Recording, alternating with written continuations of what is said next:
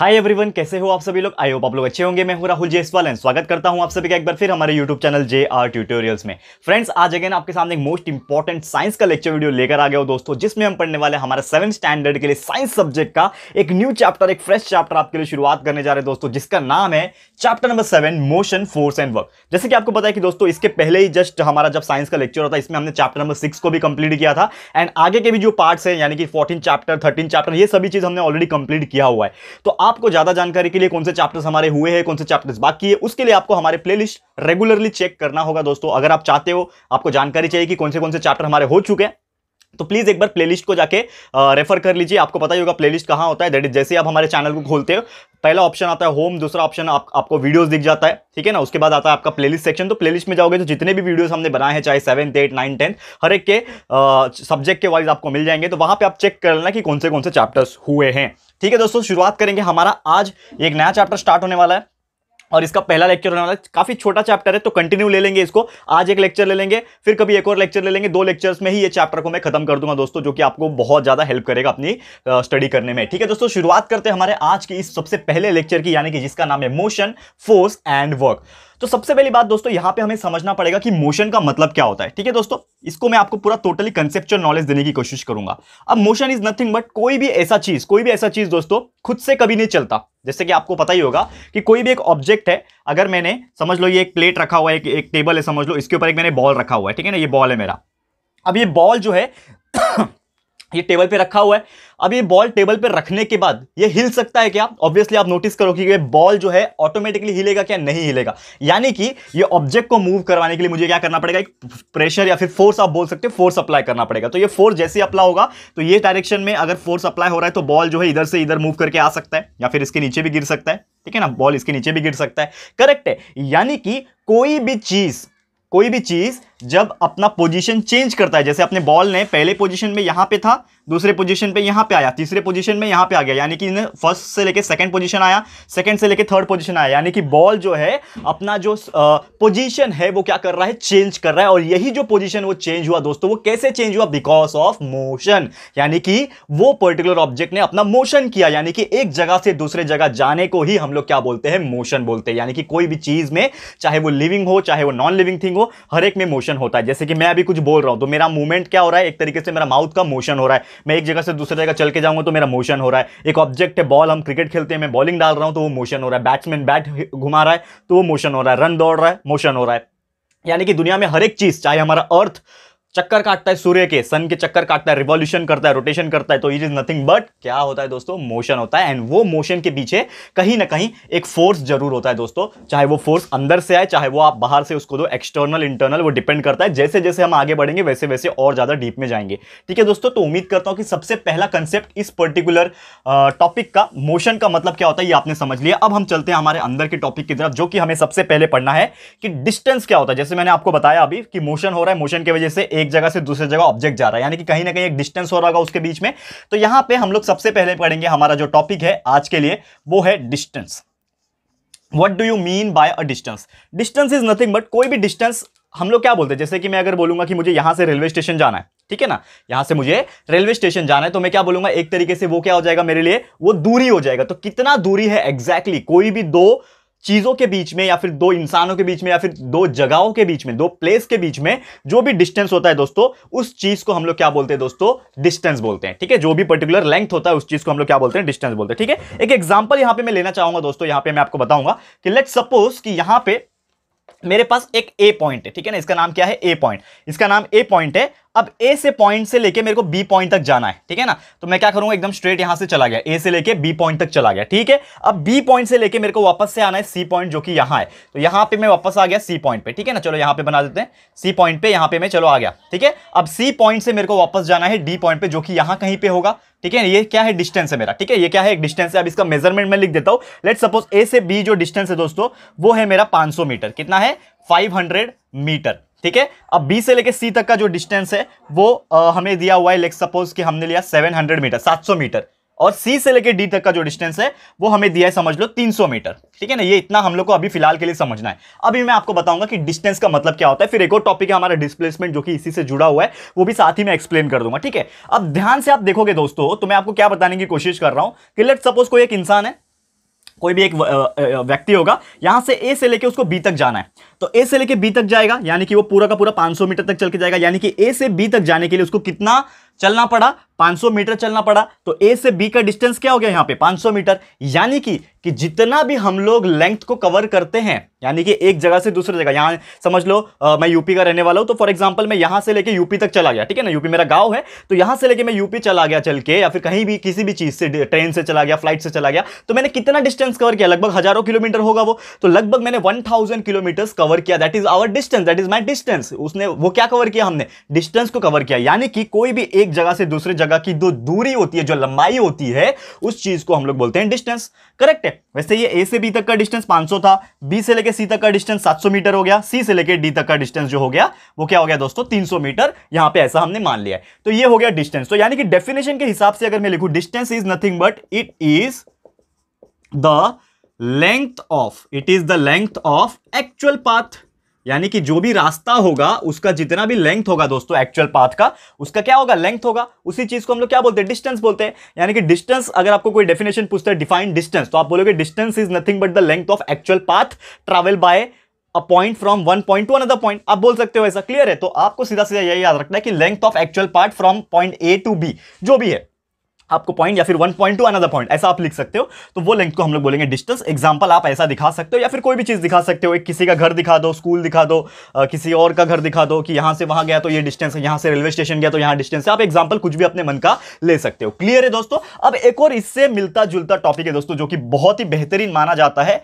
और इसमें बहुत लोग कंफ्यूज भी होते हैं, जिसका नाम है दोस्तों डिस्प्लेसमेंट। ये दोनों ही एक दूसरे से डिपेंडेंट है, दैट्स व्हाई मैं दोनों को साथ में करा रहा हूं। तो इसका नाम मैंने क्या बोला, डिस्प्लेसमेंट, ठीक है ना। अब डिस्प्लेसमेंट का मीनिंग क्या होता है, जैसे मैंने बोला आपको कि लेंथ क्या था हमारा, लेंथ ऑफ एक्चुअल पाथ, यानी कि जो रास्ता है मेरा वही, ठीक है। अब जैसे कि मैं यहां पे खड़ा हूं, रेलवे स्टेशन समझ लो 10 किलोमीटर दूर है, तो 10 किलोमीटर दूर क्या हो गया, मेरा लेंथ हो गया। लेकिन वो एक रास्ता होगा, एक रोड होगा कि मुझे सीधा जाना है, फिर लेफ्ट लेना है, फिर राइट जाना है, फिर वापस से सीधा जाना है, लेफ्ट लेना है, तो एक रास्ता होगा। जैसे कि यहां पे आप देखोगे, जो मैंने ऑलरेडी एग्जांपल्स यहां पे ड्रॉ किया हुआ है, तो यहां पे आप नोटिस करोगे, तो जो भी बंदा होगा उसको ए से लेके डी तक जाना है, ए से लेके डी तक उसको समझ लो जाना होगा, तो वो क्या करेगा, सबसे पहले ए से बी तक जाएगा, क्योंकि रोड यही है, हमारा रास्ता जो है यही है। ए से बी तक गया, 500 मीटर कवर किया, बी से सी तक गया, 700 मीटर कवर किया, सी से डी तक गया, उसने 300 मीटर कवर किया, ठीक है ना। याद रखो ये चीज, 500 700 300 मीटर कवर किया, यानी कि उसको टोटल डिस्टेंस कितना हुआ यहां पे, ऑलरेडी मेरे को डिस्टेंस निकालना ही था, मैं डिस्टेंस यहां पे निकाल लेता हूं। यानी कि टोटल डिस्टेंस कितना हुआ यहां पे, 500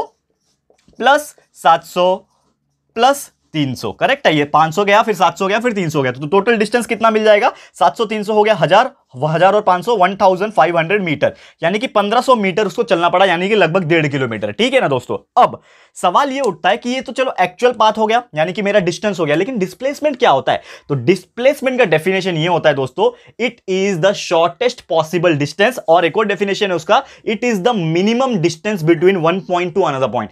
मिनिमम डिस्टेंस यानी कि सबसे छोटा डिस्टेंस जो पॉसिबल हो पाए, ठीक है। तो जैसे कि इसका पहले मैं डेफिनेशन लिख दूं यहां पे, ठीक है ना, यहां पे लिख देता हूं, हमारे पास स्पेस है लेकिन हमने ऑलरेडी डायग्राम बनाया हुआ है, तो मैं नहीं चाहता कि डायग्राम मिटाऊं मैं, तो यहां पे उसका डेफिनेशन लिखता हूं, it is the minimum distance. क्या लिख रहा हूं मैं दोस्तों, it is the minimum distance from one point to another, एक पॉइंट से लेके दूसरे पॉइंट तक का जो मेरा सबसे मिनिमम डिस्टेंस रहेगा, उसी को क्या बोलूंगा मैं, डिस्प्लेसमेंट। अब इसको प्रैक्टिकली समझाता हूं। जैसे कि मेरे को ए से लेके डी तक जाना था, तो मैं यहां से गया, इधर, इधर से इधर गया, इधर से इधर गया, तो टोटल मेरे को 1500 मीटर चलना पड़ा। लेट सपोज मुझे 1500 मीटर चलना पड़ा। लेकिन यार मैं सोचूंगा, यार इतना लंबा चौड़ा मैं रास्ता कवर करके जाऊं, एक शॉर्टकट तो होना चाहिए। जैसे कि आप लोग हमेशा सोचते हैं ना, कोई भी रास्ता में जाने के लिए एक शॉर्टकट तो होना चाहिए, लेकिन वो शॉर्टकट ऐसा होना चाहिए जो पॉसिबल हो पाए। पॉसिबल मतलब हाँ, आप उस पर जा पाओ। ऐसा नहीं होना चाहिए कि बीच में नदी आ गया तो नदी को उड़ के पार करके चले जाओगे, ऐसा तो होगा नहीं ऑब्वियसली। तो वो रास्ता पॉसिबल होना चाहिए। तो यहां पे जो नोटिस करोगे आप लोग, तो ए से डी तक जाने के लिए मैं सीधा सीधा ऐसा रास्ता भी तो चूज कर सकता हूं, सीधा सीधा।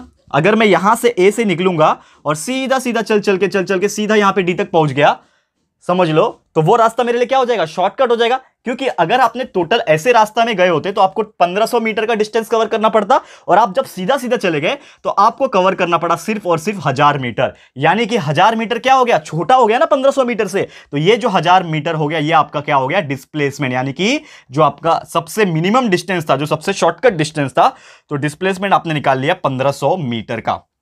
समझ में आ रहा है दोस्तों यहाँ पे क्या बताने की कोशिश कर रहा हूं? तो डिस्टेंस और डिस्प्लेसमेंट में फर्क यह है कि डिस्टेंस हमारा एक्चुअल लेंथ होता है, जो रास्ता डिटरमाइन है, जो पहले से डिसाइडेड है, तो वो एक्चुअल लेंथ होता है मेरा। लेकिन डिस्प्लेसमेंट क्या होता है? शॉर्टकट डिस्टेंस होता है, जो पॉसिबल हो पाए, मिनिमम डिस्टेंस जो पॉसिबल हो पाए, that is the meaning of displacement and distance. तो उम्मीद करता हूं कि डिस्प्लेसमेंट डिस्टेंस क्या होता है, कैसे हम लोग निकालते हैं, ये एग्जांपल से हमने आपको समझाने की कोशिश कर दी है। क्लियर दोस्तों? अब चलते हैं हमारे अगले टॉपिक की तरफ, जो कि अगेन ऐसे ही बेहतरीन टॉपिक है, जिसका नाम है दोस्तों स्पीड एंड वेलोसिटी। तो ये स्पीड क्या होता है, वेलोसिटी क्या होता है, ये भी हम लोग आज आपको पढ़ाने वाले हैं। तो ध्यान से देखिएगा, बहुत ही बेहतरीन मजेदार है। और आपने अभी ये सब चीज सीख लिया ना दोस्तों, आप लोग जब 8th एंड 9th में जाओगे तो आपको ये बहुत सिंपल लगेगा, इतना सिंपल लगेगा कि आप पूछो ही मत दोस्तों, क्योंकि है इजी। लेकिन बहुत सारे लोग पढ़ना चाहते नहीं है, बहुत सारे लोग समझना नहीं चाहते हैं, वीडियोस नहीं देखते हमारे, तो उनको समझ में नहीं आता है। ठीक है, तो ध्यान से देखिए, सबसे पहले मैं लिखूंगा स्पीड, ठीक है, एंड वेलोसिटी।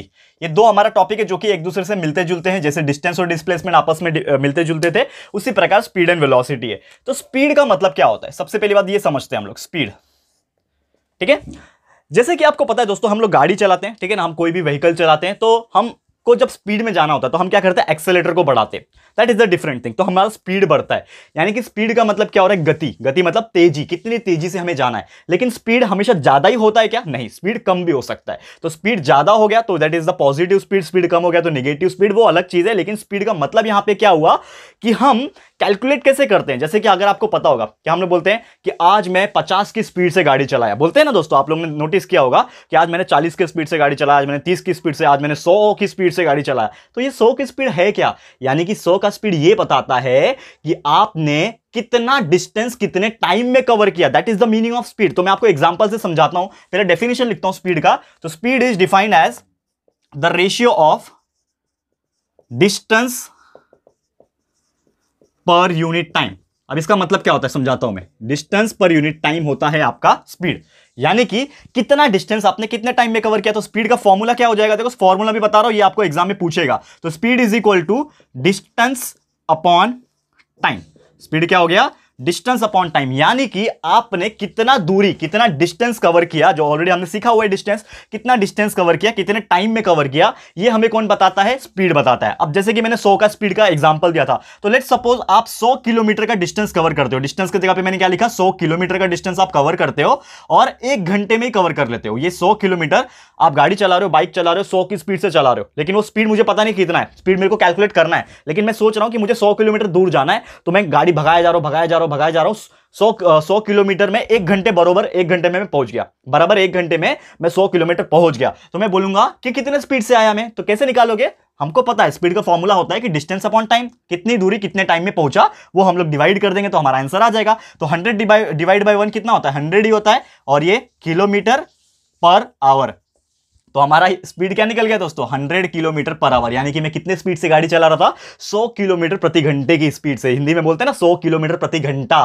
प्रति घंटा मतलब मैं हर 1 किलोमीटर जो है वो नॉर्मली हर 100 किलोमीटर जो है 1 घंटे में कवर कर सकता हूं। वैसे यहां पे एक और फॉर्मूला है। लेट्स सपोज, मतलब फॉर्मूला मतलब एक और एग्जांपल बताता हूं। लेट्स सपोज आपको जाना है 500 किलोमीटर, ठीक है ना, 500 किलोमीटर आपको जाना है, ठीक है, और आप जो है 1 घंटे में ही पहुंच गए। अब ऑब्वियसली ऐसी गाड़ी तो बनी नहीं है 500 किलोमीटर 1 घंटे में पहुंचा दे, लेकिन समझ लो बुलेट ट्रेन है। लेट्स सपोज बुलेट ट्रेन बहुत ही हाई फाई स्पीड वाली, तो आपका स्पीड कितना हो जाएगा यहां पे? 500 किलोमीटर पर आवर, ठीक है। वैसे एक एग्जांपल लेते हैं कि आपको जाना है 1000 किलोमीटर दूर, आपको गांव जाना है अपने, 1000 किलोमीटर दूर है, और आप जो है वो गाड़ी चला रहे हो, तो आप जो है सिर्फ और सिर्फ 4 घंटे में ही पहुंच गए, ठीक है। आपको 1000 किलोमीटर दूर अपने गांव जाना है, लेकिन आपने गाड़ी चलाया ऐसी स्पीड से चलाया कि आप 4 घंटे में पहुंच गए। तो आपने सोचा यार कि मैं कितनी स्पीड से आया, तो कितनी स्पीड से आया कैसे कैलकुलेट करोगे? जितना डिस्टेंस आपने कवर किया उसको उतने टाइम से डिवाइड कर दो। तो 1000 किलोमीटर डिस्टेंस मैंने कवर किया और 4 घंटे में कवर किया, तो 1000 डिवाइड बाय 4 कितना हो जाएगा? देखो 4 1 4, 4 2 8, इधर पे 2 बचा 20, 4 5 20, 250, यानी कि मैं 250 किलोमीटर पर आवर की स्पीड से गाड़ी चला रहा था। 250 किलोमीटर पर आवर,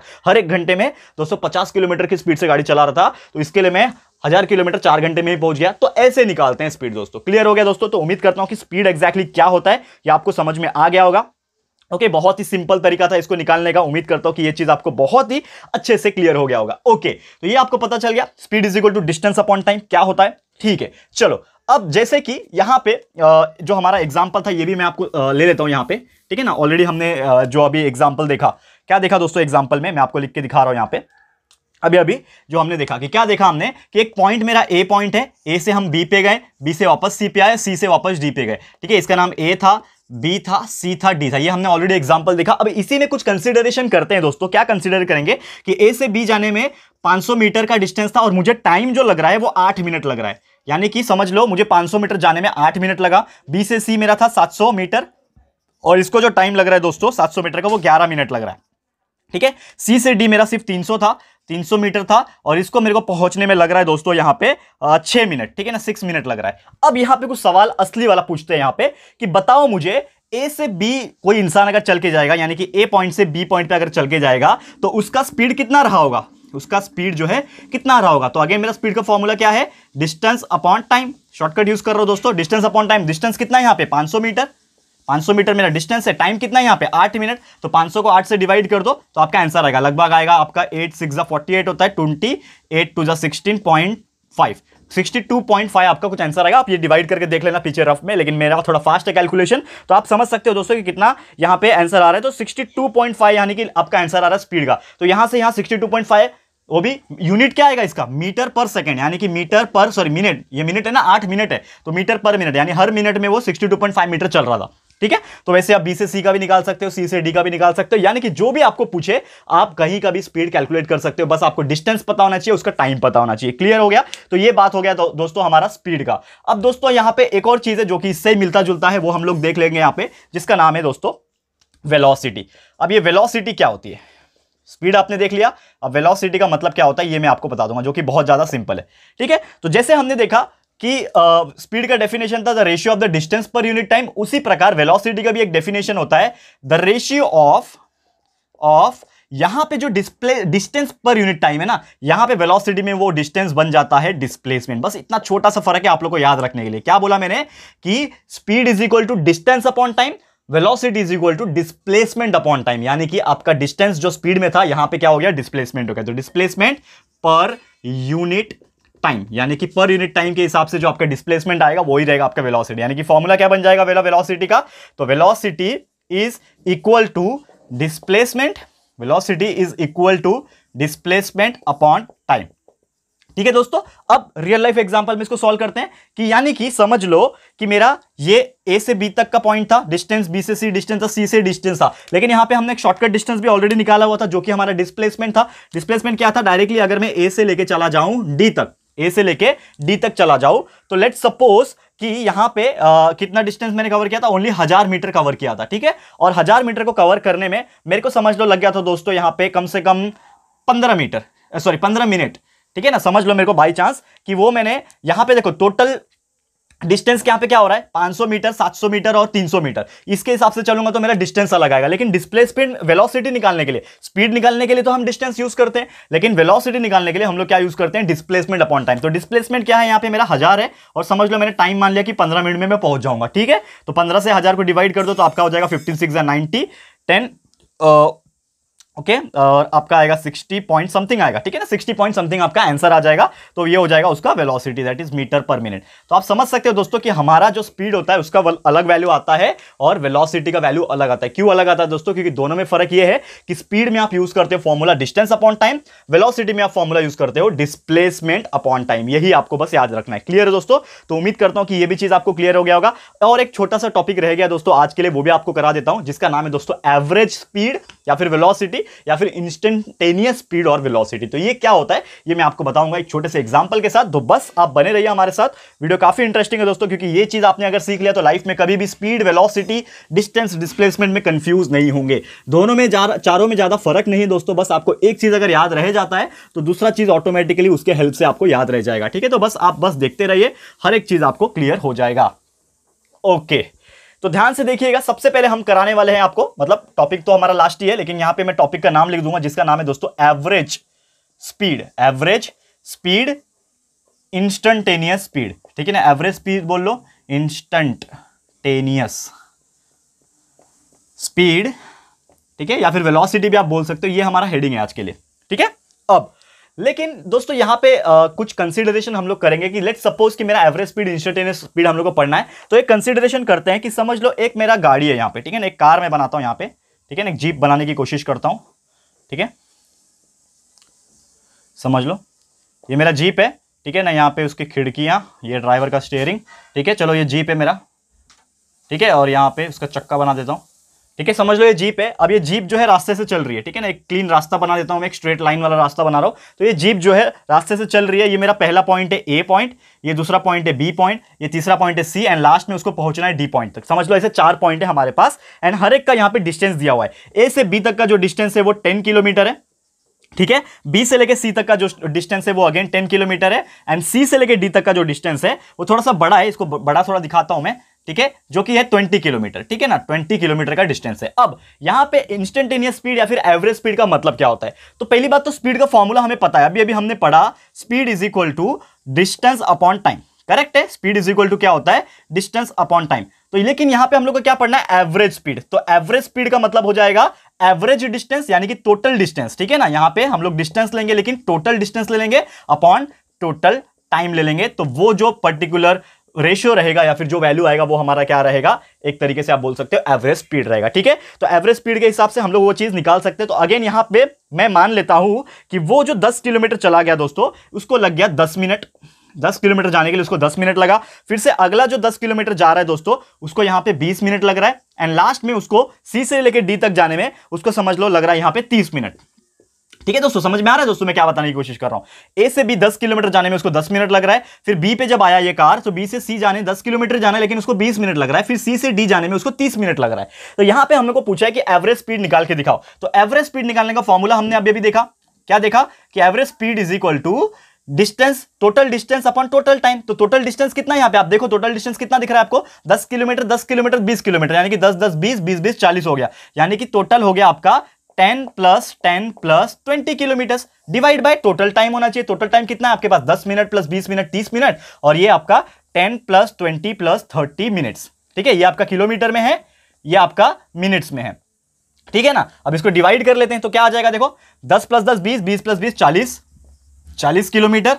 नीचे आपका आ जाएगा 10 + 20 30 हो गया, 30 + 30 60 मिनट, ठीक है ना। ये हो गया आपका 60 मिनट, यानी कि 60 मिनट का मतलब क्या होता है दोस्तों? ये 60 मिनट हो गया। 60 मिनट का मतलब ही होता है, डायरेक्टली 1 घंटा लिख लेता हूं यहां पे, यानी कि उसका स्पीड कितना हो जाएगा? एवरेज 40 किलोमीटर पर आवर, यानी कि 1 घंटे में ये जो गाड़ी है उसकी एवरेज स्पीड कितनी है? 40 किलोमीटर पर आवर, यानी कि हर 1 घंटे पे वो 40 किलोमीटर का एवरेज आपको देगी।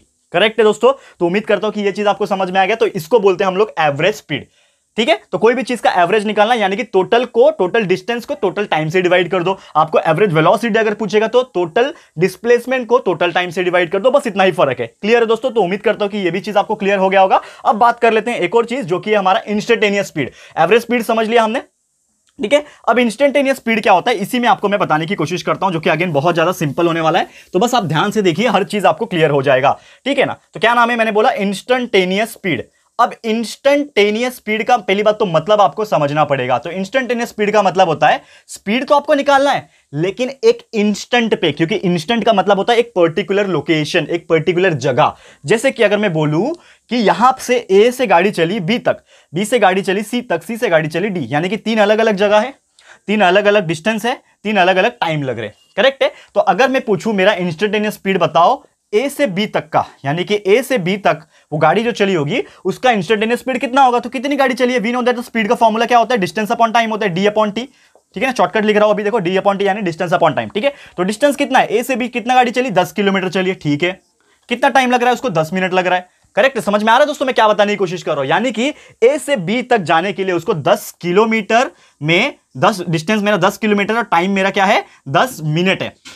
अब 10 मिनट है, ये नीचे मुझे हावर में कन्वर्ट करना है, तो कितने से मल्टीप्लाई करूं कि ये हावर बन जाएगा? 10 मिनट मतलब कुछ नहीं होता है, तो मैं क्या बोलूंगा? अगर मुझे 1 घंटा चाहिए तो 1 घंटे में कितने मिनट होते हैं? 60 मिनट होते हैं। तो 60 बनाने के लिए मुझे क्या करना पड़ेगा? इसको 6 से मल्टीप्लाई करना पड़ेगा, तो ये 60 मिनट बन जाएगा, और 60 मिनट मतलब 1 घंटा हो जाएगा, ठीक है। फिर नीचे 1 घंटा आ जाएगा, लेकिन इसको 6 से मल्टीप्लाई करूंगा तो ऊपर भी 6 से मल्टीप्लाई करना पड़ेगा, तो ये ऊपर क्या हो जाएगा मेरा? 60 किलोमीटर बन जाएगा, और नीचे आपका हो जाएगा 60 मिनट। समझ में आ रहा है दोस्तों? 6 से मैंने मल्टीप्लाई और डिवाइड किया, क्यों किया? क्योंकि मुझे नीचे 60 मिनट बनाना था। 60 मिनट क्यों बनाना था? क्योंकि 60 मिनट का मतलब ही होता है दोस्तों, 60 मिनट का मतलब होता है 1 घंटा। तो 60 किलोमीटर ऊपर, नीचे आप क्या आ गया? 1 घंटा, तो किलोमीटर पर आवर बन गया, यानी कि मेरा स्पीड कितना आ गया? इंस्टेंटेनियस स्पीड जो मुझे ए से बी तक का निकालना था वो आ गया मेरा 60 किलोमीटर पर आवर, यानी कि हर घंटे पे 60 किलोमीटर चल रहा है। ये मेरा क्या हो गया, इंस्टेंटेनियस स्पीड हो गया। लेकिन किसके लिए हो गया, ए से बी तक क्या हो गया। वैसे बी से सी आप निकाल सकते हो अलग से, सी से डी भी निकाल सकते हो। तो ये मैं आप लोग के लिए होमवर्क दे रहा हूं दोस्तों कि इंस्टेंटेनियस स्पीड जिस प्रकार मैंने ए से बी तक का निकाला,